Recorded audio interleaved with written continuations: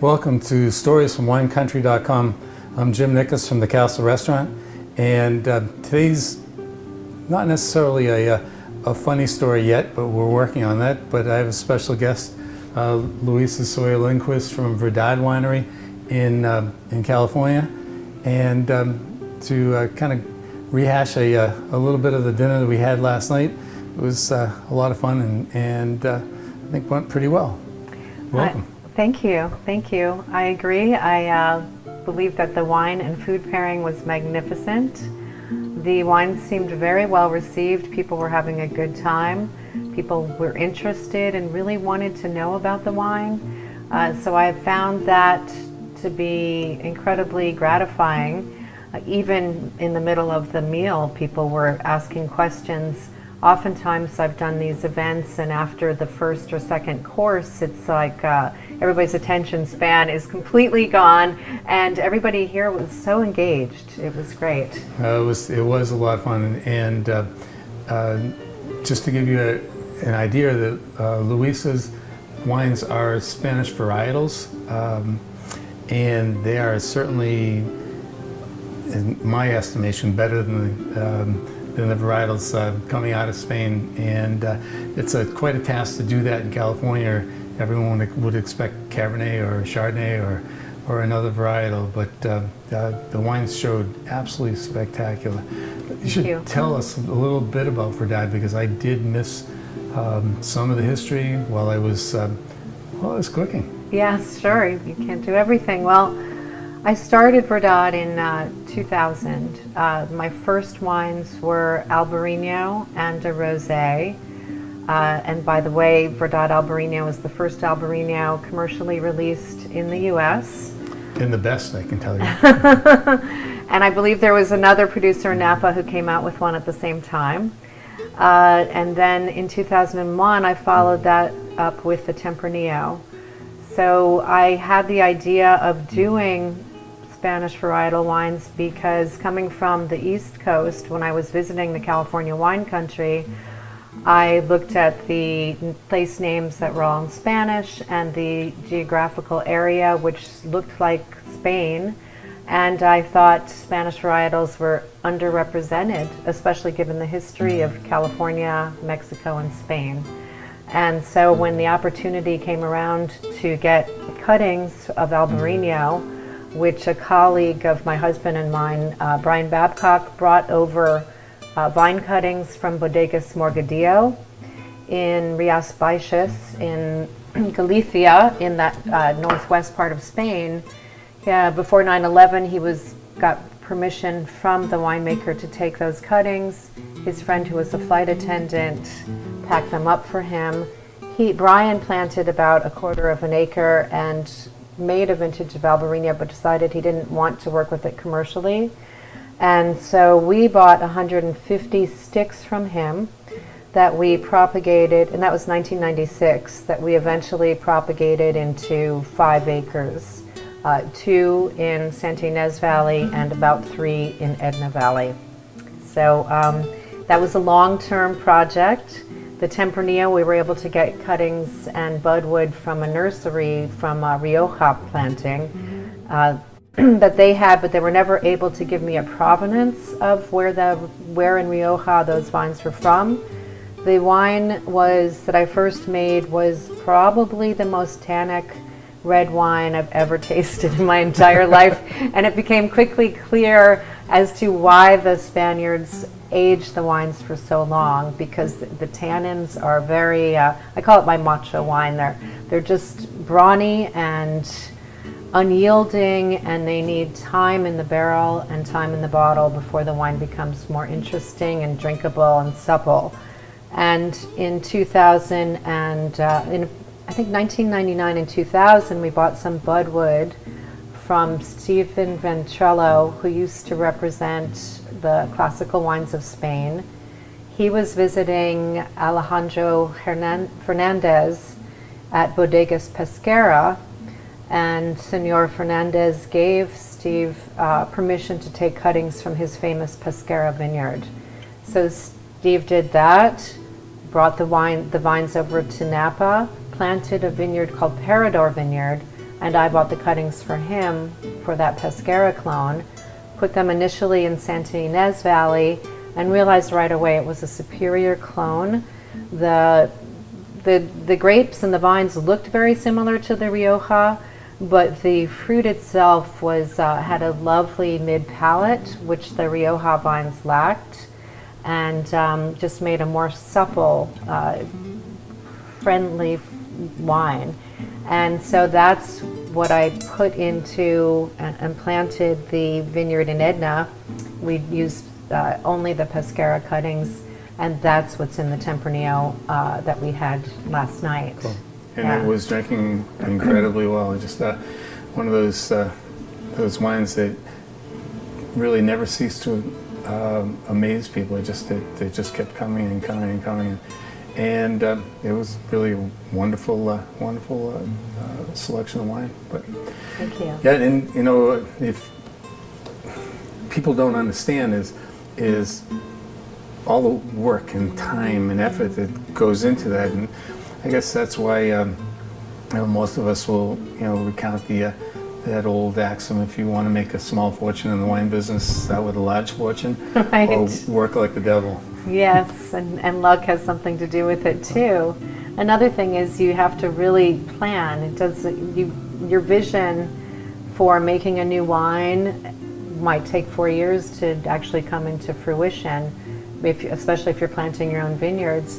But even if you're buying the fruit from an established vineyard, you still have to make the wine, age it, bottle it, and have it ready for sale, and that's normally at least a couple of years. Sure. And then go out and sell it. And it's like, ain't it fun? Well, I like to compare winemaking to being a chef, except that you get a chance to make one meal a year. And if you screw it up, it's going to be another year until you have a chance to recreate it. Welcome to the world of make-believe. Yes. There's not enough to be said about how everything went. We started with the rosé of Mourvèdre and Grenache, and it's kind of getting late in the season, but rosés are refreshing no matter when and what. But it was a tremendous wine, and the Albarino was spectacular. Tempranillo just knocked everyone out. The Grenache is you know, it was my first time tasting it last night, and I was just thrilled. Thank you. So, yeah, I can't really say enough about how incredible. And I know you don't make a lot of wine, and we're all hoping that will change. But I'd be behind you 100%. Thank you. Thank you. Well, my vision has always not been to make a lot of wine, but to make enough wine where I can sell it in a few key markets. I sell to about 5 or 6 states, export a little bit to Canada, and to have enough wine for those markets where they don't run out. Well, I guess Massachusetts is lucky if it's one of those 5 states. I love Massachusetts. It's one of the places, but Boston obviously and surroundings has an incredibly astute wine drinking clientele, I've noticed, because of all the smart people who live here and the proximity to Europe and getting all the great European wines. People I find are very well educated and informed, and it's a pleasure working in markets like this where it is sophisticated. So we have a lot to talk about, and they have good comparisons as to what the Spanish wines taste like.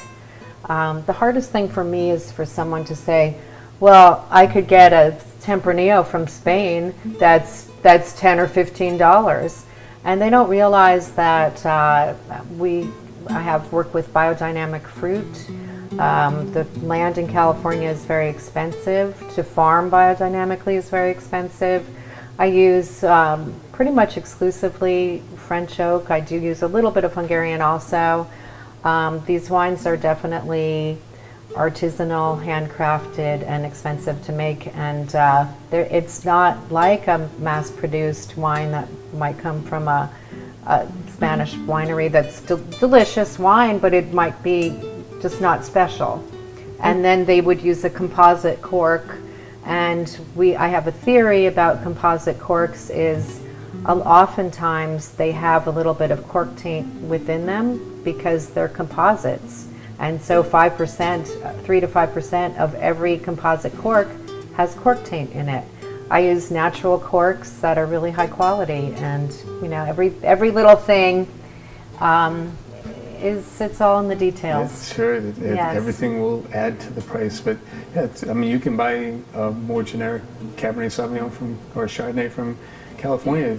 You just don't know where it came from. But if it's coming from someone's property, and it's it is a biodynamic situation, it's going to cost more, and that's why some California wines will be extremely high in price, but same thing with France, with Spain, with Italy. Right.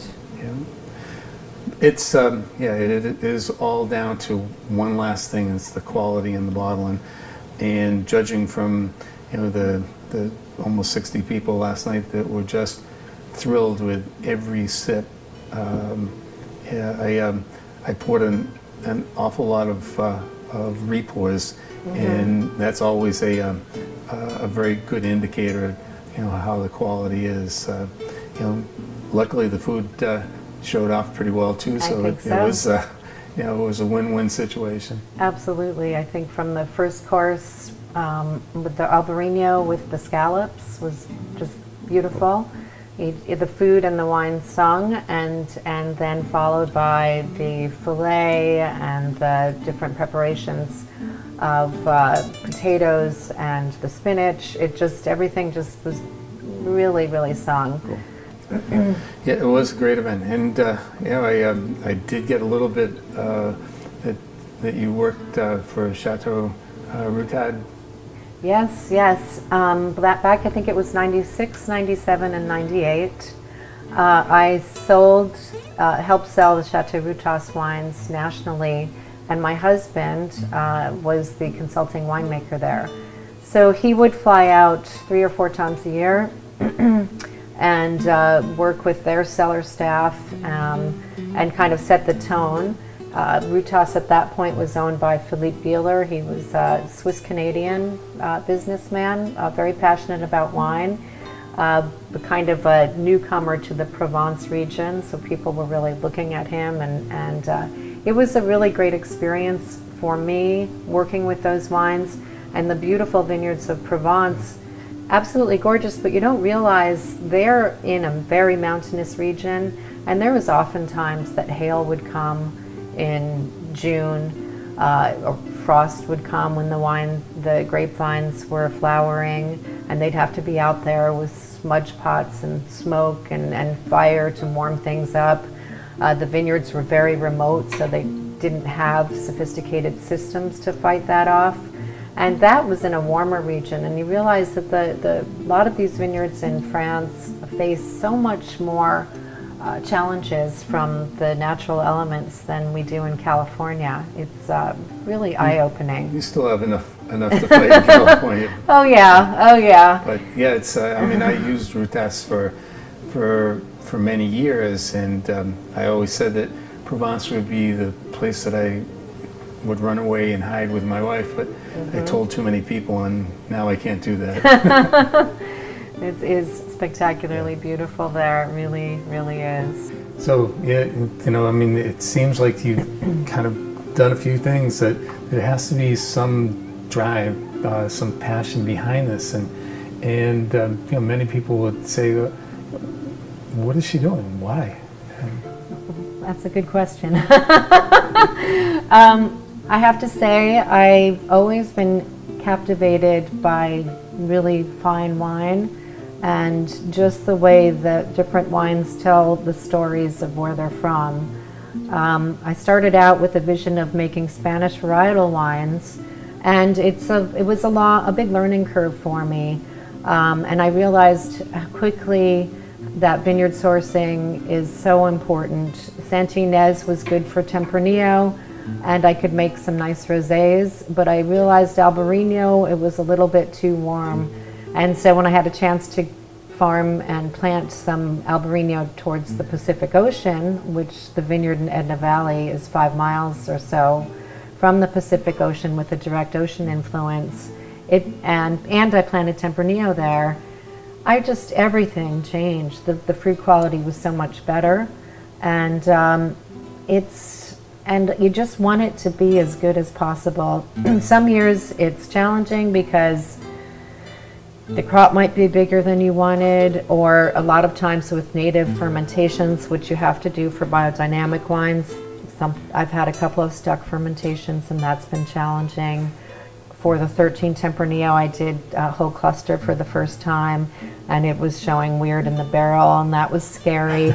And then you get ready to blend it, because it's every year you have to kind of work with the wines and move them out towards bottling. After 2 years in barrel, I bottled the Tempranillo, and anyways, you just want it to be the best you can, and it's so rewarding when it's really, really good. And it's so much fun sharing the wines with people. And we have a winery where there's several winemakers there. It's a cooperative winery. My husband makes Cupé wines. Jim Clendenin makes Au Bon Clement. Our general manager, Jay Madelman, makes McCore. Our assistant winemaker, Marissa Beverly, she just started a label, Matela Beverly, and it's a high bar. We try wines every day with a staff lunch because the winery is very remote, and so we'll sit down together for lunch. It could be simple or not, and always open wines, not only from us but from all over the world and from our neighbors.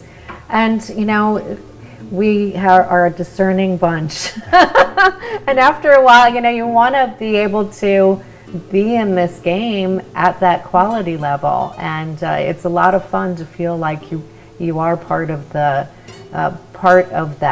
and it's rewarding when someone you really respect who makes wine looks at you and says, "That's good wine," and it means a lot. Yeah, it's great. Cool. Yeah, that's where passion is, I guess.